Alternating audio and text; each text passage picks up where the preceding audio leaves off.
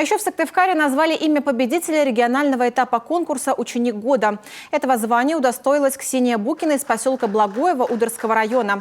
Теперь она отправится на финал, он пройдет в Ульяновске в октябре этого года. Всего же за победу боролись 148 школьников со всей республики. Состязались и в спорте, и в интеллекте, и в общественной деятельности, а еще в самоуправлении и творчестве.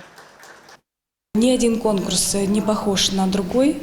Каждый раз в положении меняются требования.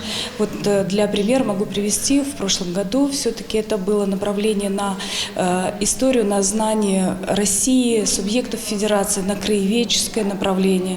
А в этом году это именно интеллект, интеллектуалы, да, принимают участие, добровольцы, общественники, спортсмены. Вот совершенно разные конкурсы в сравнении за последние 2 года, например. Участники представляли творческие задания. Жюри же оценивало не только качество работы, но и ораторские способности и лидерские качества конкурсантов. К слову, поучаствовать смогли ученики 8-10 классов.